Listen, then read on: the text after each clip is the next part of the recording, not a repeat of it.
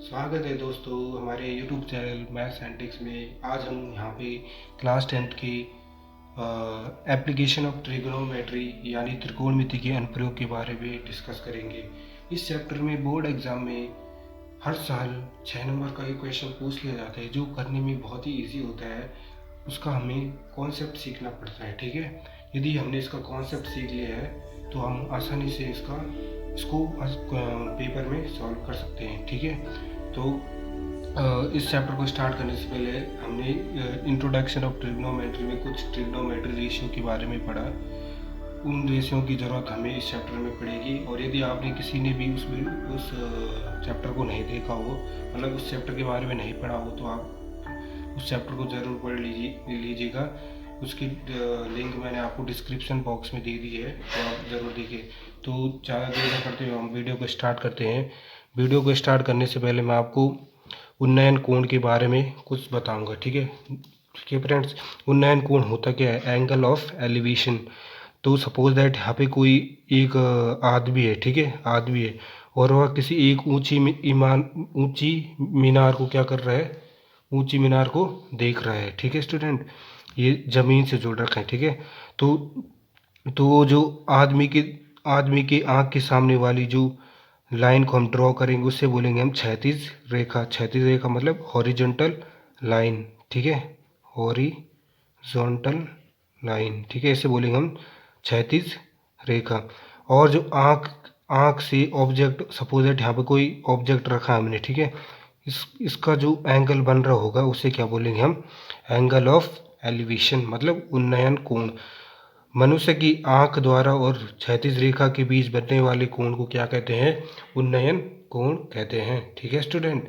तो इसी इसी के कॉन्सेप्ट पे हम क्या करते हैं? इसकी हाइट निकाल सकते हैं, ठीक है। यदि हमें इस मीनार और इस आदमी के बीच की डिस्टेंस दी गई होगी ना, तो हम आसानी से इसका क्या निकाल सकते हैं? हाइट निकाल सकते हैं।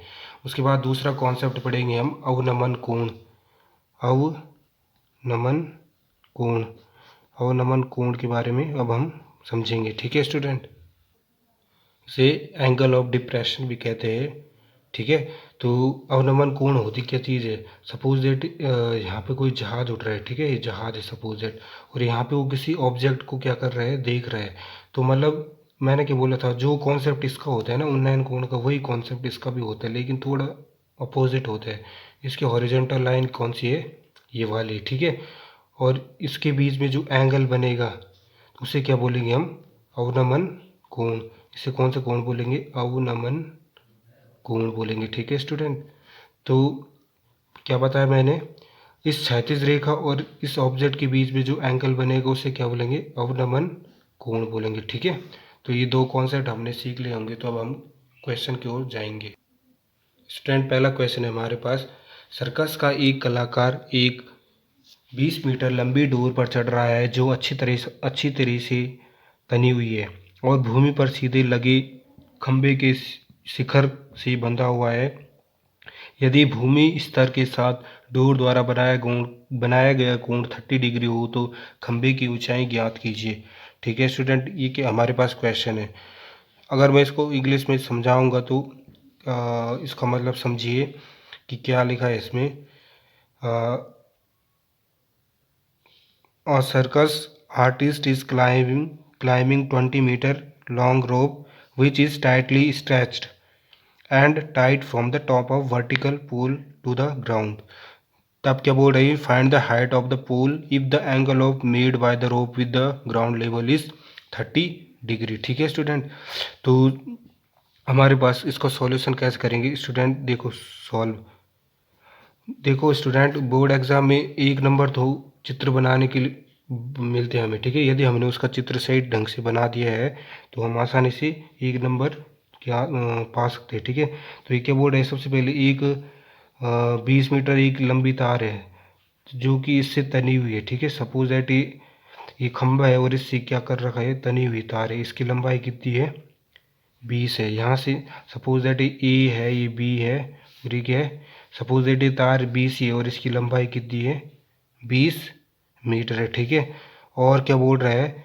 और इसके साथ कितने डिग्री का एंगल बनाता है वो खंबे खंबे की ऊंचाई के साथ। सपोज दैट एक खंबा है, ठीक है, ए बी एक खंबा है, उसके साथ कितने डिग्री का एंगल बनाते हैं, 30 डिग्री का एंगल बनाते हैं। तो क्या बोल रहा है कि find the height of the pool. Pool की हमें क्या करनी है, ऊंचाई ज्ञात करनी है। तो स्टूडेंट बोर्ड एग्जाम में कैसे लोगों को आप कि माना खंबे माना खंबे ए बी की ऊंचाई, ए बी की ऊंचाई क्या मान दी हमने, ऊंचाई इज इक्वल टू मान दी हमने एच, ठीक है। सपोज दैट हमने इसकी ऊंचाई कितनी मान दी, एच मीटर मान दी, ठीक है। तो देखो, और तार क्या है, डोर है ना, डोर की लंबाई डोर की लंबाई इज इक्वल टू क्या है, 20। डोर कौन सी है, 20 ही है ना, 20 इज इक्वल टू कितना देर का हमारे पास, 20 मीटर देर का है। तो स्टूडेंट जब हमने ट्रिग्नोमेट्री रेशियो के बारे में पढ़ा था कि हमें देखो, हमें वो वाला ट्रिग्नोमेट्रिक फंक्शन लेना है जो हमें परपेंडिकुलर और हाइपोटेनस मतलब लंब और कर्ण में संबंध देता हो। तो ऐसा रिलेशन था हमारे पास साइन थीटा का। तो साइन थीटा की वैल्यू कितनी, यहाँ 30 इज इक्वल टू क्या होता है, लंब बटे कर्ण, मतलब परपेंडिकुलर अपॉन हाइपोटेनस। लंब की वैल्यू कितनी है, ए बी अपॉन कर्ण कौन सा है, बी सी। तो साइन 30 की वैल्यू कितनी होती है स्टूडेंट, 1/2, ठीक है। 1/2 is equal to A B की वैल्यू कितनी मान हमने एच, और बी सी की वैल्यू कितनी है 20। तो एच इज इक्वल टू कितना आ गया, 20/2। तो 2 × 10 = 20। तो इसका मतलब इस खंबे की ऊंचाई कितनी आ गई, 20 मीटर। देखो स्टूडेंट ये बहुत ही ईजी होता है, यदि आपने कॉन्सेप्ट सीख रखा है तो आप आसानी से इसे सॉल्व करोगे।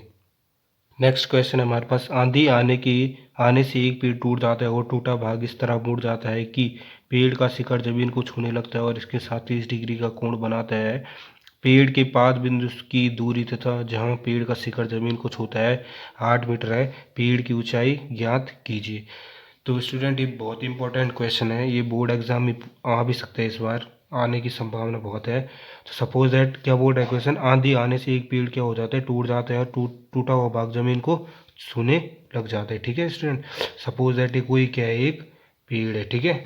इस पेड़ की हाइट क्या मान दी हमने, सपोज दैट इस पेड़ की हाइट कितनी है, पूरी मान दी हमने एच मीटर है, कितनी मान दी हमने एच मीटर है, और पेड़ का नाम क्या है, ए बी।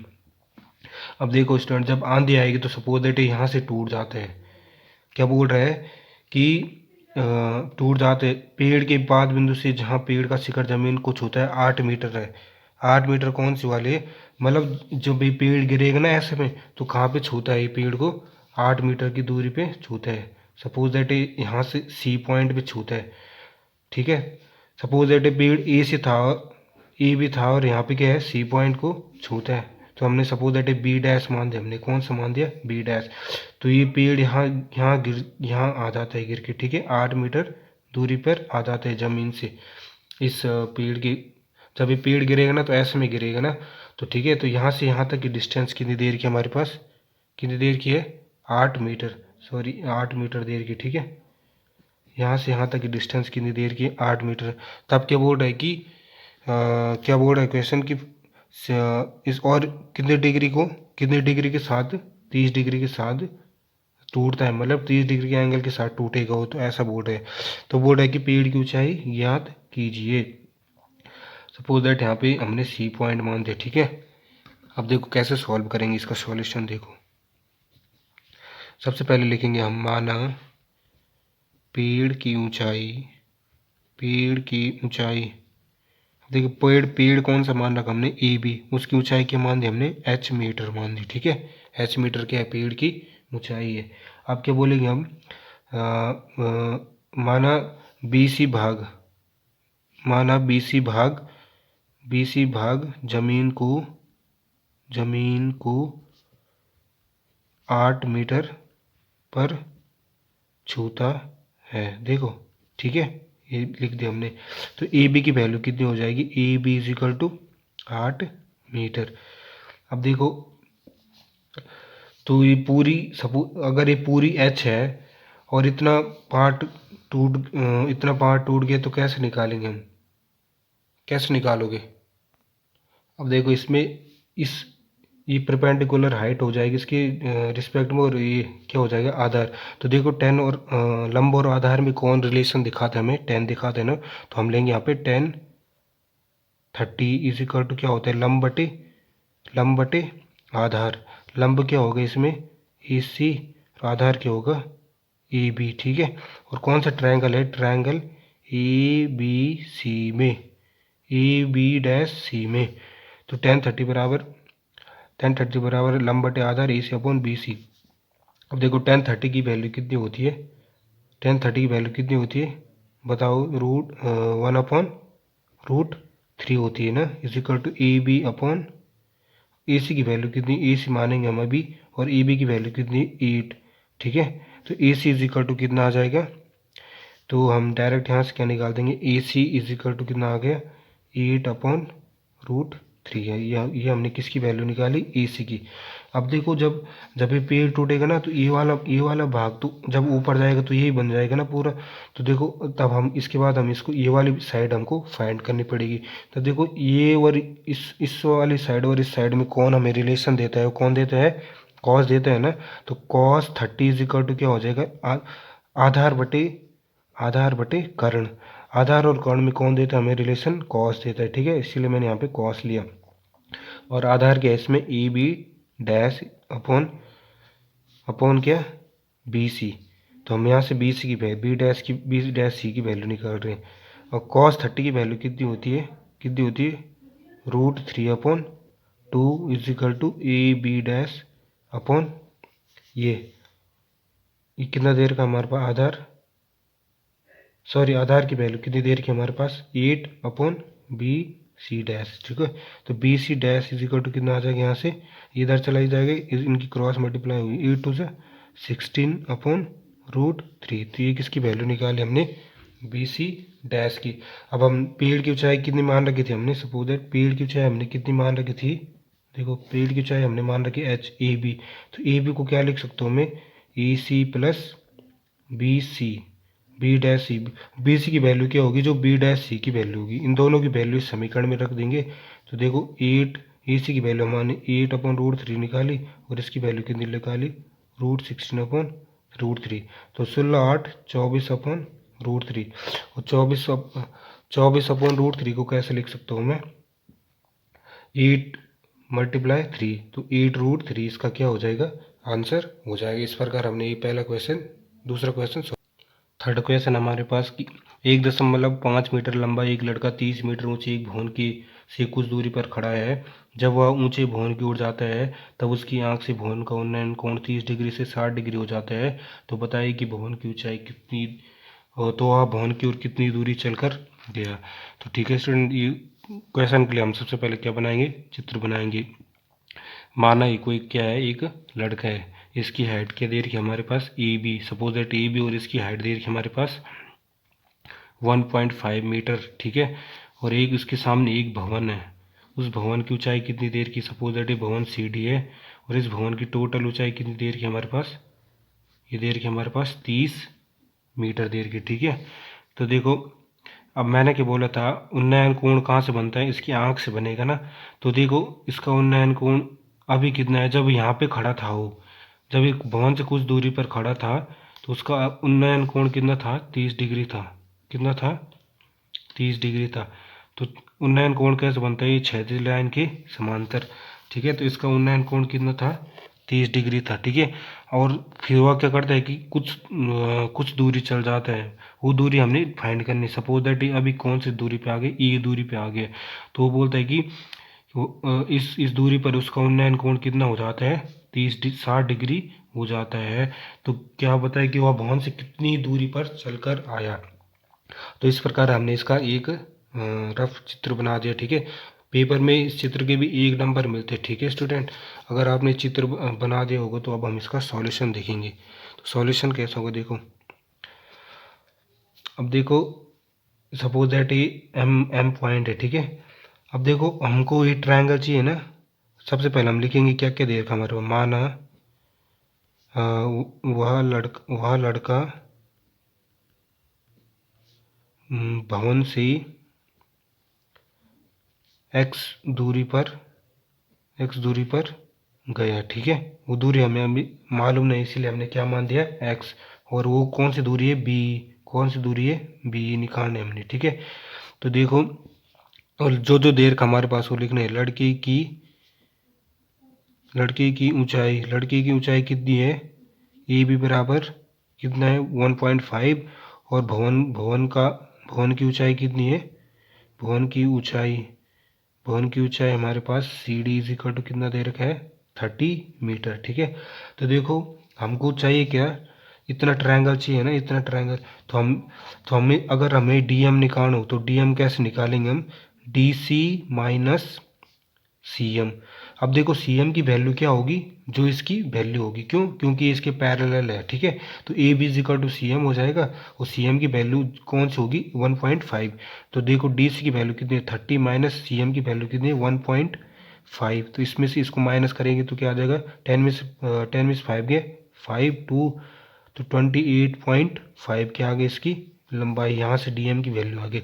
अब देखो ट्रायंगल डी ई एम में, अब देखो डी एम में संबंध कौन बताता है, लंब बटे इस ये और इसमें संबंध कौन बताता है, लंब और आधार में संबंध कौन बताता है, टेन थीटा। तो टेन थीटा कितना है 60 इज इक्वल टू क्या होता है लंब बटे आधार। लंब क्या है उसमें डी एम, और आधार की वैल्यू क्या है ई एम, क्या है आधार ई एम। ठीक है, तो 1060 बराबर क्या होता है √3 is equal to D M की वैल्यू कितनी निकाली हमने 28.5 अपॉन ई एम। तो यहाँ से हम क्या करेंगे ई एम की वैल्यू फाइंड करेंगे। तो E M is equal to कितना आ जाएगा, E M is equal to आ जाएगा हमारे पास 28.5 अपॉन √3। इसको इक्वेशन नंबर 1 मान दो।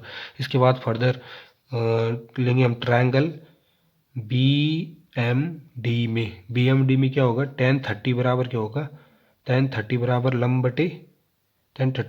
बटे आधार। अब इस टाइम लंब भी वही रहेगा, और लेकिन आधार क्या हो जाएगा बी एम, लंब आधार क्या हो जाएगा पूरा बी एम। ठीक है, तो 10 थीटा बराबर लंब बटे आधार। अब देखो 1030 की वैल्यू कितनी होती है 1/√3 इज इक्वल टू क्या हो जाएगा, डी एम की वैल्यू कितनी है अभी फाइंड कर रखी है हमने, और बी एम ऐसे रहने देंगे हम। ठीक है, तो ये मल्टीप्लाई हो जाएगी, तो B M is equal to कितना आ जाएगा 28.5 इंटू √3। अब बी एम को कैसे लिख सकते हैं, बी एम को कैसे लिखेंगे हम, B E plus E M is equal to लिख सकते हो ना इतना 28.5 √3। अब देखो इसको मान दो इक्वेशन नंबर 2। अब देखो इसके आगे क्या होगा, अब हम क्या लिखेंगे, समीकरण एक का मान समीकरण 2 में रखने पर, समीकरण 2 में रखेंगे तो क्या होगा B E plus E M की वैल्यू कितनी है 28.5 upon √3 is equal to 28.5 into √3। इसकी मल्टीप्लाई यहाँ होगी, चलो उधर ही ले जाते हैं हम। बी इज इक्वल टू क्या हो जाएगा 28 माइनस ये 28.5 माइनस 28.5 अपॉन √3 सॉरी √3 था यहाँ पे, √3 की मल्टीप्लाई √3 के साथ होगी तो 3 बन गया, 3 5 जा 15, 3 8 जा 24 + 1 25, 3 2 6 + 2 85। तो ये हो जाएगा हमारे पास ये, इसमें से हम इसको माइनस कर देंगे 5 अपॉन √3। तो b की वैल्यू कितनी आ गई निकल के, b इज इक्वल टू कितना आ गया 5 में से 5 गए 0, 15 में से 8 गए 7, 57 अपॉन √3। और इस 57 को कैसे लिख सकते हैं मैं 19 × 3 अपॉन √3। और यहाँ से मैं √3 से 3 कैंसिल करूँगा तो b की वैल्यू क्या मान रखी हमने x। तो x इज इक्वल टू कितना आ गया 19√3। इसका क्या आ गया आंसर। तो वह भवन से कितना मीटर दूर चले गया था 19√3 भाग वह चले गया था। ठीक है स्टूडेंट, इस प्रकार हमने क्वेश्चन 2 भी सॉल्व किया। चौथा क्वेश्चन हमारे पास, भूमि की एक बिंदु से 20 मीटर ऊंचे भवन की शिखर पर लगी एक संचार मीनार के तल और शिखर का उन्नयन कोण 45 डिग्री और 60 डिग्री है, तो मीनार की ऊंचाई ज्ञात कीजिए। तो क्या बोले, सपोज दैट मीनार क्या है ईडी है। ठीक है, तो इसकी हमने क्या करनी, हाइट फाइंड करनी है। तो ये क्या बोर्ड है, मतलब भवन की ऊंचाई कितनी देर की उसने 20 मीटर। तो यहाँ से यहाँ तक की डिस्टेंस कितनी है उसकी 20 मीटर है। ठीक है स्टूडेंट। तो सबसे पहले क्या लिखना हमने इसके सॉल्यूशन में, हम लिखेंगे माना भवन माना संचार मीनार की ऊंचाई, संचार मीनार की ऊंचाई कितनी है, संचार मीनार की ऊंचाई ईडी है। सपोज दैट क्या है, ईडी है। तो ईडी की वैल्यू कितनी मान दी हमने, एच मीटर है। और भवन की ऊंचाई कितनी है, भवन की ऊंचाई कितनी देर की है हमारे पास, कितनी देर की है, C D is equal to कितना देर का है, 20 मीटर है हमको। और उनके एंगल क्या देर के, उन्नयन कोण कितने हैं, उन्नयन कोण क्या हो जाएंगे इसके, क्या हो जाएंगे 45, और मतलब इसके शिखर का उन्नयन कोण 60 है और इसके पाद बिंदु का उन्नयन कोण कितना है 45 डिग्री है। ठीक है, इतना हमें दे रखा है। अब देखो इसकी टोटल ए सी की वैल्यू कितनी हो जाएगी, A C is equal to क्या लिख सकते हैं हम, C D plus E D लिख सकते हैं ना। और सी डी की वैल्यू हमें पता है कितनी 20, और ई डी की वैल्यू कितनी मान रखी हमने एच। तो इस प्रकार हमने ए सी की वैल्यू क्या निकाली 20 प्लस एच। अब देखो ट्रायंगल कुछ भी ले सकते हैं, हम पहले क्या लेंगे, छोटा वाला बी सी डी में। अब देखो बी सी डी में क्या होगा, इसका एंगल कितना है 45, 10 45 इज इक्वल टू क्या होता है, लंब बटे आधार। लंब की वैल्यू कितनी होती है, लंब की वैल्यू कितनी मान रखी हमने सी डी अपॉन, और आधार क्या है बी सी। तो तो देखो इसके बाद क्या होगा, 10 45 की वैल्यू कितनी होती है 1। ठीक है, 1 is equal to C D की वैल्यू कितनी है 20 अपॉन बी सी। तो यहाँ से हमने क्या निकालते, B C is equal to कितना आ गया 20, बी सी की वैल्यू कितनी निकाले 20। ठीक है स्टूडेंट। अब इसके बाद कैसा होगा, अब हम लेंगे ट्रायंगल कौन सा, ए बी सी में। ए बी सी में क्या 10 60 बराबर क्या हो जाएगा, 10 60 बराबर लंब बटे आधार। लंब क्या है इसमें पूरा ए सी हो जाएगा। ठीक है, ये वाला। ठीक है, और आधार क्या हो जाएगा ये सेम बी सी, क्योंकि दोनों का आधार क्या है सेम है। तो 10 60 की वैल्यू कितनी होती है, √3 is equal to A C की वैल्यू कितनी मान निकाली हमने अभी 20 प्लस एच। ठीक है, अपॉन आधार क्या आएगा बी सी। तो 20 plus H is equal to B C √3, इसको मान दे इक्वेशन 2। अब क्या लिखेंगे हम, बी सी का मान समीकरण 1 में रखने पर, तो ये हो जाएगा 20 plus H is equal to, B C की वैल्यू कितनी निकाले 20√3। तो एच इज इक्वल टू कितना हो जाएगा 20√3 माइनस 20। तो एच इज इक्वल टू यहाँ से 20 कॉमन ले लेंगे, तो 20√3 माइनस 1, ये क्या होगा इसका आंसर हो जाएगा। इस संचार मीनार की ऊंचाई कितनी हो जाएगी 20√3 माइनस 1। ठीक है स्टूडेंट। देखो दूसरा क्वेश्चन पढ़ते हैं कि एक मीनार के पाद बिंदु से एक भवन के शिखर का उन्नयन कोण कितना है 30 डिग्री है। सपोज दैट एक मीनार और एक है भवन है। ठीक है, मीनार कौन सी ये वाली होगी ना, क्योंकि मीनार बड़ी होती है और भवन क्या होता है छोटा। तो क्या बोले एक मीनार के पाद बिंदु से, मीनार का क्या है ये पाद बिंदु से उन्नयन कोण कितना है भवन के शिखर का 30 डिग्री है। ठीक है, और बिंदु से मीनार के शिखर का उन्नयन कोण, और इसके पाद बिंदु से मीनार के शिखर का उन्नयन कोण कितना है 60 डिग्री है। तो कह रहा है कि यदि इस मीनार की ऊंचाई कितनी है, सपोज इस मीनार की ऊंचाई कितनी है 50 मीटर है, तो क्या बोल रहा है कि भवन की ऊंचाई ज्ञात कीजिए। तो हम क्या लिखेंगे सॉल्यूशन में, माना भवन की ऊंचाई, भवन की ऊंचाई क्या मान दी हमने, भवन की ऊंचाई h, और वो क्या है सी डी कौन से है भवन है। ठीक है, सी डी की वैल्यू कितनी मान दी हमने h मान दी है। तो इसके बाद क्या बोल रहा है कि और भवन की ऊंचाई कितनी देर की हमारे पास, भवन की ऊंचाई A B is equal to कितना देर का हमारे पास 50 मीटर, और उन्नयन कोण कितना है इसके, ये भी लिखना हमने कि भवन के शिखर का उन्नयन कोण कितना है 30 डिग्री, और इसके मीनार के शिखर का उन्नयन कोण कितना है 60 डिग्री, ये लिख देना है। ठीक है, इसको बार बार लिखने की जरूरत नहीं है अभी। तो हम कोते को कौन सा ट्रायंगल लेंगे, सपोज दैट मैं ट्रायंगल ये वाला लेता हूँ, ट्रायंगल ए बी सी में। ए बी सी में क्या 10 60 बराबर क्या होता है, 10 बराबर क्या होता है लंब बटे आधार। लंब कौन सा है ए बी, और आधार कौन सा है बी सी। अब देखो 10 60 की वैल्यू कितनी होती है √3, और ए बी की वैल्यू कितनी है 50 अपॉन 50 अपॉन आधार क्या है BC, तो BC इज इक्वल टू कितना आ गया यहाँ से 50/√3। ठीक है, ये हमने किस चीज़ की वैल्यू निकाली, BC की।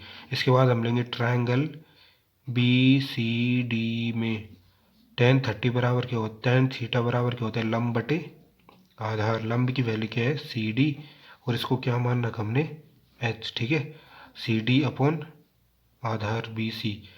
अब देखो tan 30 बराबर 1/√3 इज इक्वल टू क्या हो जाएगा CD की वैल्यू कितनी H, और BC ये, तो H इज इक्वल टू कितना आ जाएगा BC/√3। BC की वैल्यू कितनी आएगी BC/√3, इसको मान दिए इक्वेशन नंबर 2। अब हम यहाँ पे क्या लिखेंगे, BC का मान समीकरण 2 में रखने पर, अब देखो BC का मान समीकरण 2 में रखेंगे तो कितना आएगा H is equal to, BC की वैल्यू कितनी निकाले हमने 50/√3, और √3 यहाँ पे ऑलरेडी है, √3 इंटू √3 कितना आएगा 9, तो ये आ गया 50/9। ये तो इतना छोड़ देना आंसर, आप आगे सॉल्व करना चाहते हो तो 9 6 जा 9 8 जा 9 8 9 9 जा 81 9 5 जा 45, या कितनी बार दे सकते हो इसमें 16, इसका आंसर ऐसे भी लिख सकते हो डायरेक्ट। ठीक है, तो इसका क्या आ गया, भवन की ऊंचाई कितनी आ गई 16 कंप्लीट 2/3 मीटर, इसका आंसर होगा। ठीक है स्टूडेंट, इसके बाद हम अवनमन कोण के बारे में डिस्कस करेंगे, उसके बारे में डिस्कस हम अगली वीडियो में करेंगे। और यदि आपको यह वीडियो पसंद आई हो तो आप इस वीडियो को ज़रूर लाइक और शेयर कीजिएगा, और कमेंट भी कीजिएगा जो भी आपको डाउट होगा, और चैनल को सब्सक्राइब करना भूलिएगा मत। Thank you.